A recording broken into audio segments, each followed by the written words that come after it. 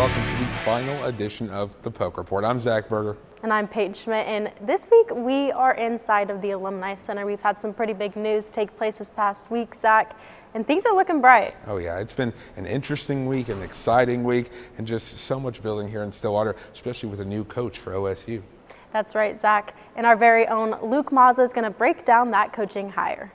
Oklahoma State found its new football coach. Eric Morris comes to Stillwater after building one of the best offenses in the country at North Texas. Morris will be introduced as the Cowboys football coach at 1:30 on Monday, December 8th in the ConocoPhillips OSU Alumni Center. Chad Weinberg, Oklahoma State's athletic director, told Robert Allen on the Triple Play Sports Radio Network that this was the most pivotal coaching search of his career. I feel great. I I don't think that it could have worked out any better. And you're right, Robert. I think this is this is probably the biggest decision that any athletic director makes at an institution. And so you certainly, know what's at stake and the importance of it. And I felt like our process went really, really good and obviously had a great outcome. Morris arrives after 3 seasons at North Texas. He took a 7-7 team into an 11-1 national contender. The Mean Green hit the AP poll top 25 for the first time since 1959 and is 1 game away from making the college football playoff. OSU will welcome Eric Morris with open arms. After replacing legendary coach Mike Gundy, OSU is hoping Morris will lead the program to a conference victory, which it hasn't done in 2 seasons here in Stillwater. His teams score fast, they play with pace, and they put up yards at historic levels. This year, North Texas leads the nation in scoring and total offense.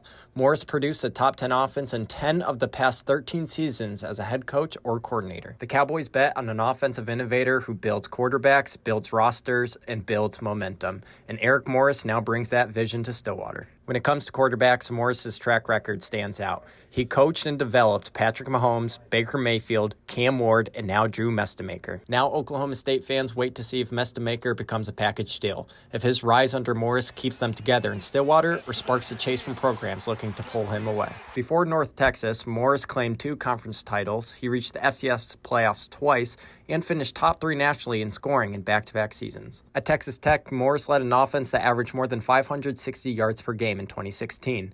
That group ranks number 1 in the country and featured a young Patrick Mahomes at the time. Now Morris prepares to lead the Cowboys. Weinberg says that he values Morris's culture, relationships, and his ability to build offenses that last. Morris brings experience across the Big 12, the American, the Pac-12, and the FCS.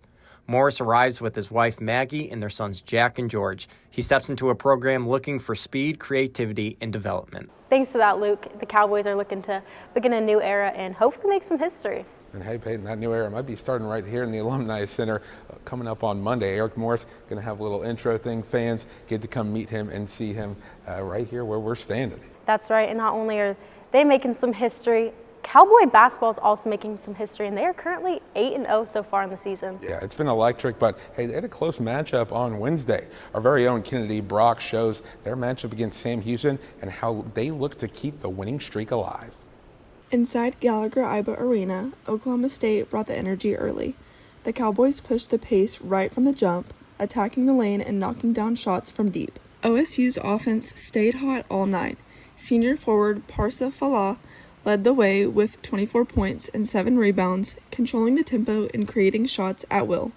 Anthony Roy added 20 points and 8 rebounds, nearly finishing with a double-double. Sam Houston put together a few strong pushes late, but the Cowboys maintained control. Oklahoma State closes it out with a strong finish, taking the win 93-83. Yeah, I mean, it's a feather in our cap. I credit the staff for recruiting good players and good people.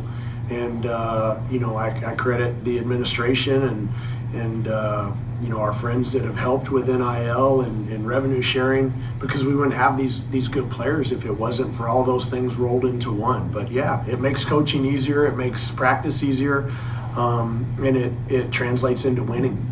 The victory moves Oklahoma State to a perfect 8-0 on the season, giving them their best start in years. I'm right here in Gallagher-Iba, where we continuously see how confident Oklahoma State's men's basketball team is. Hopefully they can carry that out this Saturday whenever they go against Grand Canyon. Now, the Cowboys turn their attention to their toughest road test yet. OSU heads to Phoenix to take on Grand Canyon this Saturday at 6:30 p.m. The Antelopes are known for one of the most intense home court environments in college basketball, meaning Oklahoma State will need another sharp performance to stay undefeated. In Stillwater, I'm Kennedy Brock for the Oklahoma State Poke Report. Thanks for that, Kennedy. Man, what a way to finish that close one. Poke's now 4 games away from breaking a record of the longest winning streak that they set in the 06-07 season. Now, Peyton, speaking of teams just dominating early, how about OSU Wrestling? What are your thoughts on their season so far? Yeah, Zach, they've been super fun to watch, and I think they have a lot of youngsters on the team, but they've been handling their own. You got Sergio Vega, yes, yeah. They're all just firing on all cylinders. And our very own Jacob Merwick has the most recent details of Cowboy Wrestling and their next tournament on the horizon. The Cowboy Wrestling season is off to another hot start, with the Cowboys improving to a 6-1 record after a win against Arizona State. The Cowboys dominated another conference matchup, taking 7 of the 10 total bouts on the day. True freshman Sergio Vega took an 8-3 win over the previously unbeaten Pearson Manville. The win improved Vega's record to 6-0, which puts him up with true freshman teammates Ladarian Lockett and Landon Robidoux as the team leaders in wins. All 3 true freshmen have shown out all season, as they all remain unbeaten in their careers and show no signs of stopping now. While their skills give them unmatched confidence, head coach David Taylor makes sure they know that nothing is out of their grasp. Yeah, I think just the messaging to these young kids is it doesn't matter if you're a freshman, you can go do that stuff. It doesn't matter who these kids are, or how old they are, or whatever it is, just go do it. And I think these kids, all of them are wrestling with smiles on their faces, and they're trying to score to the very end. That's what it takes. You build your reputation as a young kid, it'll carry you for a long time, and I think that's what you're kind of seeing with those guys. The young core of this Cowboys wrestling team will continue to grow into something special, but their journey doesn't stop here. The next stop is at the Cougar Clash, where more competition awaits. The Cougar Clash is an event hosted by Southern Illinois University Edwardsville and always boasts many great teams and wrestlers. This year, along with Oklahoma State, schools likely to attend include Missouri, Northern Iowa, Northern Colorado, and Illinois. With so many schools that can be easily recognized, it is easy to overlook the host school, SIUE. But they have some veterans, like redshirt junior Marcel Lopez, who will be looking to show the Cowboys how their training has paid off. I think we're in a good spot. We're gonna go into this little training phase and get as good as we can. And we got Cougar Clash coming up in a couple weeks, and I think that's gonna be a good test. I'm excited to see what the team can do there. But it will ultimately be on Oklahoma State to continue to dominate and perform at the level everyone is accustomed to. But only time will tell if the Cowboys can ride smoothly off into the sunset.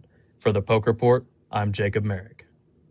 Thanks for that, Jacob. The Cougar Clash tournament will take place on Sunday at 10 a.m. on Flow Wrestling. Now, Zach, that'll be interesting to see if the Cowboys can continue their momentum that they have picked up so far. But don't go anywhere, because after the break, we have some recaps of Cowgirl basketball's most recent matchup. And how those Cowgirls are still trying to get those individual records. All that and more right after this break. I want to show you something. This is the money we could save by switching from fresh packed California crushed tomatoes to concentrated tomato paste. I want to show you something too. I got a new door. Go take a look at it.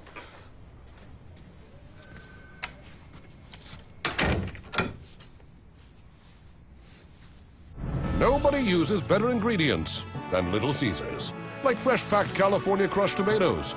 Pick up a large, deep dish for just $8. Pizza. Introducing Lincoln Black Label at Diffie Ford Lincoln. Designed to impress those with impeccable taste, Lincoln Black Label features a collection of interior themes and a host of exclusive membership privileges, inspired by attention to detail and a love of automobiles. With Lincoln Black Label, you'll enjoy an extended premium maintenance plan that covers wear items or even remote vehicle delivery. Lincoln Black Label isn't about luxury ownership, it's about membership. Lincoln Black Label, exclusively at Diffie. Welcome back to the Poke Report. Thanks for sticking with us through that break.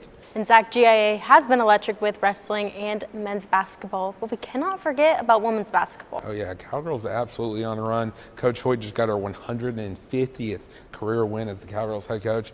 They've been killing it. And Andy Dunham shows us how the Cowgirls won when they played on back-to-back days.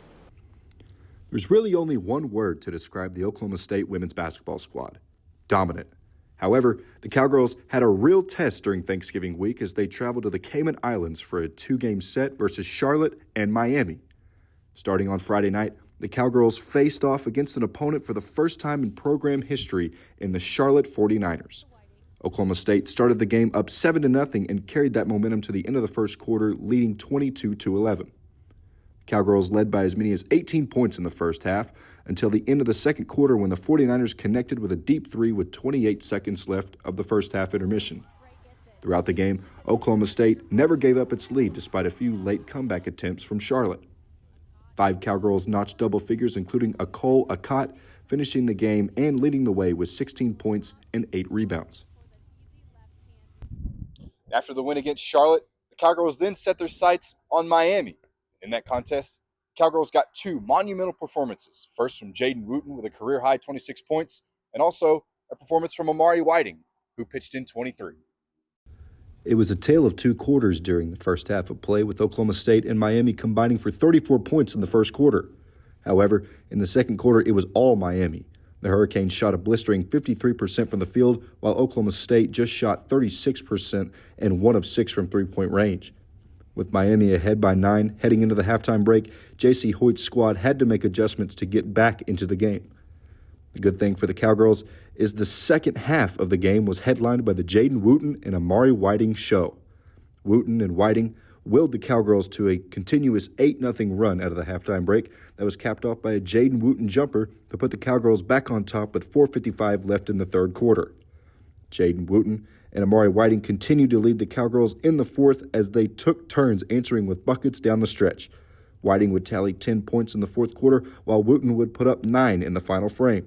The Cowgirls were able to fend off the Hurricanes, outscoring Miami 56-42 in the second half to improve to 8-1 on the year.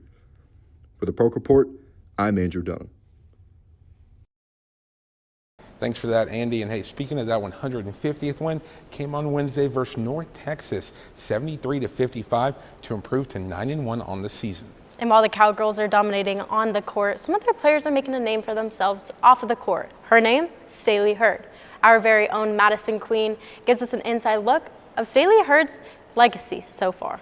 Only 10 games into her junior season at Oklahoma State, Cowgirl basketball star Staley Hurd is making a name for herself yet again. During the Cowgirls game against Texas A&M Corpus Christi, Staley scored her 1,000th career point. Her teammate Lena Girardi, who has also had a record-setting season, gave Staley appreciation and credit to her work ethic. Yeah, I mean, Staley's like my big sister.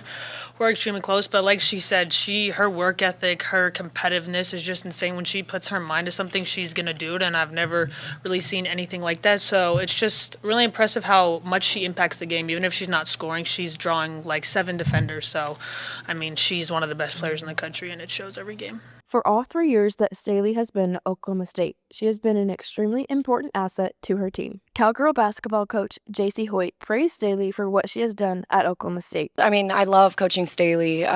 She's just so competitive. She's the type of player that will do whatever it takes to win. She's a coach's dream in that sense.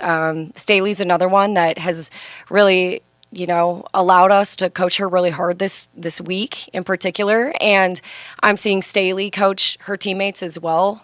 She's just a leader, and she knows how we do things. Catch Staley and the rest of the Cowgirls in action tomorrow afternoon at GIA as they host Mississippi Valley State.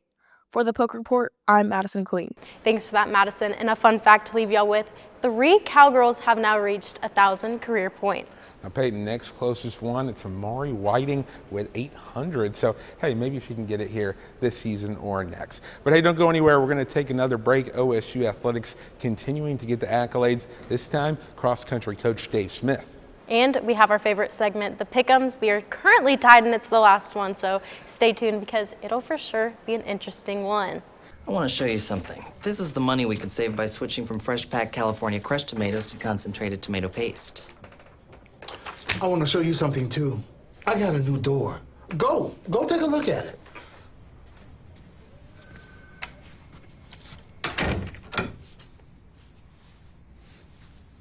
Nobody uses better ingredients than Little Caesars, like fresh packed California crushed tomatoes. Pick up a large, deep dish for just $8. Pizza. Introducing Lincoln Black Label at Diffie Ford Lincoln. Designed to impress those with impeccable taste, Lincoln Black Label features a collection of interior themes and a host of exclusive membership privileges, inspired by attention to detail and a love of automobiles. With Lincoln Black Label, you'll enjoy an extended premium maintenance plan that covers wear items or even remote vehicle delivery. Lincoln Black Label isn't about luxury ownership, it's about membership. Lincoln Black Label, exclusively at Diffie. Welcome back into the Poke Report, and thanks for sticking with us. Yeah, now it kind of seemed like all throughout the season there was kind of some doubt around the cross-country team. But Coach Dave Smith, he knew what he had with this year's squad. Our own Cole Gildenzoff shows how Dave Smith got his accolades for this historic season. Oklahoma State University cross-country coach Dave Smith was named U.S. Track and Field Cross-Country Coaches Association National Coach of the Year at the start of the month.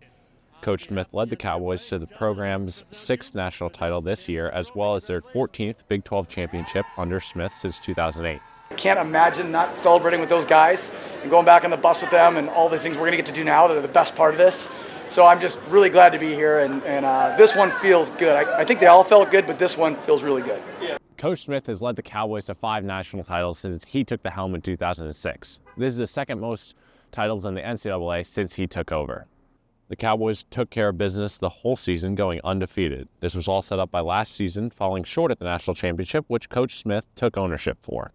We went through a hard time last year. I think I screwed up during the year, and we suffered at the National League because of it. And after the season, I told the guys, hey, this is on me. I screwed this up. You know, I didn't handle things the right way, and if you'll stick with me, we'll get it turned around, stick with each other. And those guys didn't bat an eye. Coach Smith will look to bring this season's success into next year, having won a national championship in 2 of the last 3 years. For the Poke Report, I'm Cole Gildenzoff. Thanks for that, Cole. Always good to see Cowboys and Cowgirls get recognition for their hard work. I cannot agree more, Zach, but now it is the time to break this tie open. What are we, 27 and 14? I could not tell you, but all I know is that we're tied. Listen, Pick'ems, it's been fun, but now we got the conference championship games. Hopefully we can break the tie. Hopefully we don't agree on everything. I think we might be good this week, but we'll see. Let's get right into it. Conference championships, ACC. Unranked Duke taking on Virginia. Now this is kind of a funny one, Peyton. I feel like everyone's talking about if Duke pulls this out, some big mix-up in the college football playoff world, but I don't think it's going to happen. I think the Cavaliers take care of business and they wrap it up for the ACC. So this is where we continue our tie because I'm also picking Virginia. I'm not going to count the Blue Devils out completely. However, I just don't see that it is obtainable for them. Yeah, now going ACC to AAC, the American, kind of a fun one to talk about. Eric Morris coming to OSU, but still has to play in a conference championship game. North Texas going to Tulane. What do you got on this one? I got Tulane. I like Jake Retzlaff. I'm not on to the Eric Morris board quite yet. I want to see how he does this weekend, and then once he's a Cowboy, I'll jump on that train. Truth is, I think Tulane has been really good. I think they've had a couple slips, though. We saw UTSA, saw another game where they've been a little close. North Texas's offense is just too good, in my opinion. I know it's on the road. I know it's at Tulane, but I think Messamaker gets it done. I'm going to go North Texas, taking care of business, continuing their Cinderella run. Now, let's move on to our power conferences. Big 12, OSU's in it. We got BYU, Texas Tech. This one's another really good one. BYU's been on a good run, but I feel like we've also seen some ups and downs with them. Same thing with Tech. Morton gets hurt. What happens, we don't know. I'm going to go with Tech, though. I think they're the favorite up to number 4 in the country. I just don't see them wavering here. I'm also going to go with Tech. We saw what happened when BYU traveled down to Texas Tech during the regular season, and they've slowly kind of dwindled down the duration of the season. I like the Red Raiders in this one. All right, our 2 big ones, I feel like. Let's go SEC. We got number 3 Georgia at number 10 Bama, 11 Bama, yeah, 9? 9, okay, 9. Georgia, Bama, what do you got? Huge one. This one scares me. Yeah. And I'm not going to lie, this one is actually terrifying to me. However, I do think that Georgia's going to pull it off. Yeah, I think, listen, both teams had really close games for rivalry week, but that's expected, right? Georgia Tech, Georgia, Iron Bowl with Auburn, Alabama. But Alabama has just a little too many close games, in my opinion. You know, barely you know what, you beat LSU like 23-9, barely beat South Carolina. So I think Georgia takes care of business as well. Final one, all right, Big Ten. Number 2, Indiana. Number 1, Ohio State. Listen, Ryan Day has had the curse of the game for so many years, and you go out there in the snow, no funny business, take care, and absolutely dominate that game. I know the score wasn't crazy, but they dominated that game. I think for Indiana, they've kind of played some softer matchups, so you're already in that mindset if you're Ohio State. I think the Buckeyes get it done. God, Zach. I'm also going with the Buckeyes. Though the spread is like 2.5 points, which is super, super low. I could see this one going either way, but for my picks, I feel like it's a safe way to go. I got Ohio State. Luckily, we will have a winner, though. We disagreed on, of course, the funny one, the non-power conference one in the AAC. It's going to be me. Okay, we'll see. Hey, that's all we got. Thank you guys so much for tuning in all throughout the year for the Poke Report. For the last time, I'm Zach Berger. And I'm Peyton Schmidt. Go Pokes.